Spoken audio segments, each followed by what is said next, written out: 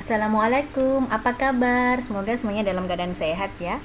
Senang sekali, Alhamdulillah, saya akan melanjutkan untuk materi PKN untuk kelas 11 yang akan saya bahas dari modul 8 untuk temanya Neraca Keadilan, dan yang akan saya bahas unit 1 Pedang Bermata Dua, masih dengan saya Viniatus Soliha.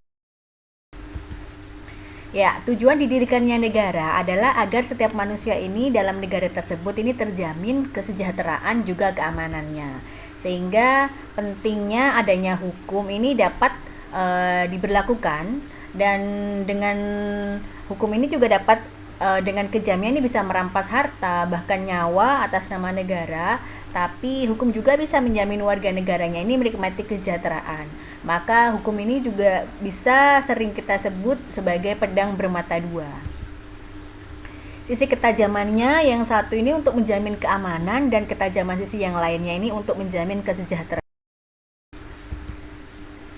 Dan ini ada beberapa yang akan saya jelaskan jenis dan hierarki peraturan perundang-undangan. Yang pertama, Undang-Undang Dasar 45, ketetapan MPR, undang-undang atau peraturan pemerintah pengganti undang-undang atau Perpu, kemudian peraturan pemerintah, peraturan presiden, peraturan daerah provinsi, dan peraturan daerah kabupaten atau kota. Undang-Undang 45 berada di tingkat paling tinggi. Maksudnya jika suatu undang-undang diduga bertentangan dengan Undang-Undang Dasar, maka pengujiannya ini dilakukan di Mahkamah Konstitusi. Dan jika terbukti bertentangan, maka isi dari undang-undang tersebut ini akan berubah sesuai dengan putusan Mahkamah Konstitusi. Adapun penjelasannya, peraturan perundang-undangan ini adalah peraturan tertulis yang memuat norma hukum yang mengikat secara umum yang ditetapkan oleh lembaga negara atau pejabat yang berwenang melalui prosedur sesuai dengan peraturan perundang-undangan. Kemudian Undang-Undang Dasar Negara Republik Indonesia tahun 45 adalah hukum dasar atau konstitusi yang tertulis yang merupakan peraturan negara tertinggi dalam tata urutan peraturan perundang-undangan nasional. Dan untuk ketetapan MPR ini merupakan putusan yang ditetapkan dalam sidang MPR, terdiri dari ketetapan yaitu putusan MPR yang mengikat baik ke dalam ataupun keluar majelis. Keputusan yaitu putusan MPR yang mengikat ke dalam saja. Kemudian undang-undang adalah peraturan perundang-undangan yang dibentuk oleh DPR dengan persetujuan bersama Presiden. Dan peraturan pemerintah pengganti undang-undang atau Perpu adalah peraturan perundang-undangan yang ditetapkan oleh Presiden dalam hal ihwal kepentingan atau kegentingan yang memaksa. Dengan ketentuan, Perpu ini diajukan ke DPR di dalam persidangan. Jika DPR ini menerima atau menolak Perpu tersebut tanpa melakukan perubahan, dan bila disetujui, Perpu ditetapkan sebagai undang-undang, dan bila ditolak, Perpu harus dicabut dan dinyatakan tidak berlaku.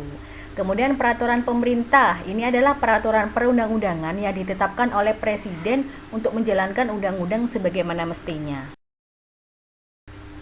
Dan peraturan Presiden atau Perpres ini adalah peraturan perundang-undangan yang ditetapkan oleh Presiden untuk menjalankan perintah peraturan perundang-undangan yang lebih tinggi atau dalam menyelenggarakan kekuasaan pemerintahan. Dan untuk peraturan menteri, Permen, adalah peraturan perundang-undangan yang mengatur, mengikat umum atau norma perundang-undangannya ini selalu bersifat umum, abstrak, dan berlaku terus-menerus, ditetapkan oleh menteri untuk menjalankan peraturan perundang-undangan yang lebih tinggi atau dibentuk berdasarkan kewenangan sebagaimana mestinya. Kemudian ada peraturan daerah atau Perda provinsi, ini peraturan perundang-undangan yang dibentuk oleh Dewan Perwakilan Rakyat daerah dengan persetujuan oleh gubernur.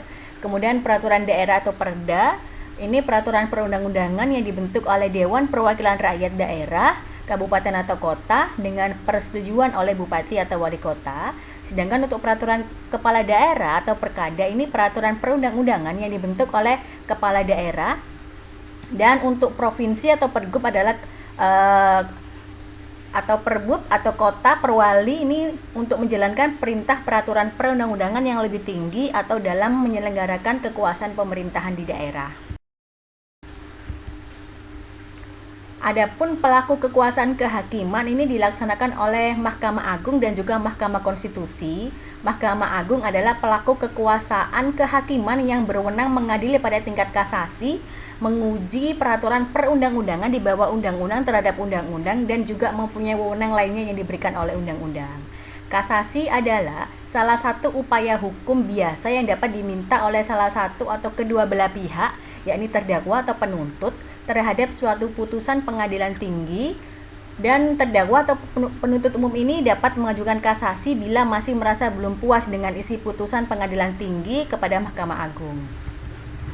Kemudian arti menguji peraturan perundang-undangan di bawah undang-undang terhadap undang-undang adalah pengujian yang dilakukan oleh lembaga peradilan atau hakim ini bukan dilakukan oleh lembaga eksekutif ataupun legislatif.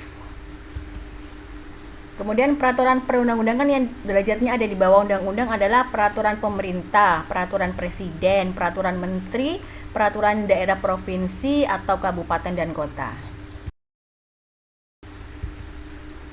Mahkamah Konstitusi adalah berwenang untuk mengadili pada tingkat pertama hingga akhir, yang putusan ini bersifat final ya. Kemudian juga untuk menguji undang-undang terhadap undang-undang dasar, kemudian memutus sengketa kewenangan lembaga negara yang kewenangannya ini diberikan oleh undang-undang dasar, dan memutus pembubaran partai politik, dan memutus perselisihan tentang hasil pemilihan umum.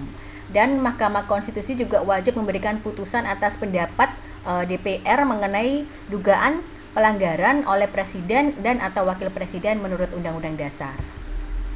Pengujian undang-undang yang berkaitan dengan materi, muatan, ayat, pasal, dan seterusnya ini merupakan bagian dari undang-undang. Jadi substansinya undang-undang yang dipersoalkan oleh pemohon.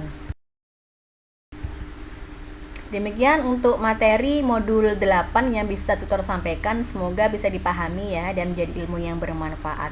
Harapan tutor bisa kita terus menjadi warga negara yang berbudi dan mencintai negara kita, Indonesia tercinta.